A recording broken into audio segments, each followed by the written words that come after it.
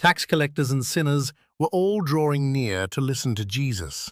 But the Pharisees and scribes began to complain, saying, "This man welcomes sinners and eats with them." So to them, Jesus addressed this parable. A man had 2 sons, and the younger son said to his father, "Father, give me the share of your estate that should come to me." So the father divided the property between them.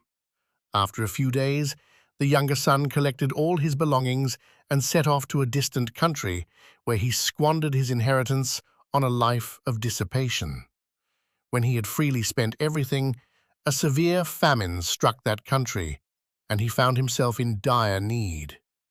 So he hired himself out to one of the local citizens, who sent him to his farm to tend the swine. And he longed to eat his fill of the pods on which the swine fed, but nobody gave him any. Coming to his senses, he thought, "How many of my father's hired workers have more than enough food to eat?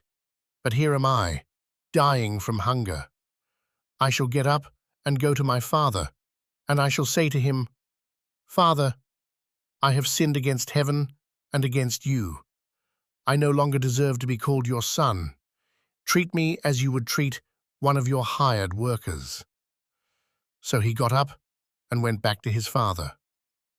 While he was still a long way off, his father caught sight of him and was filled with compassion. He ran to his son, embraced him, and kissed him. His son said to him, 'Father, I have sinned against heaven and against you. I no longer deserve to be called your son.' But his father ordered his servants, 'Quickly, bring the finest robe and put it on him. Put a ring on his finger and sandals on his feet. Take the fattened calf and slaughter it. Then let us celebrate with a feast, because this son of mine was dead and has come to life again. He was lost and has been found.' Then the celebration began. Now the older son had been out in the field, and on his way back, as he neared the house, he heard the sound of music and dancing. He called one of the servants and asked what this might mean. The servant said to him, 'Your brother has returned, and your father has slaughtered the fattened calf, because he has him back safe and sound.' He became angry, and when he refused to enter the house, his father came out and pleaded with him. He said to his father in reply, 'Look, all these years I served you, and not once did I disobey your orders. Yet you never gave me even a young goat to feast on with my friends.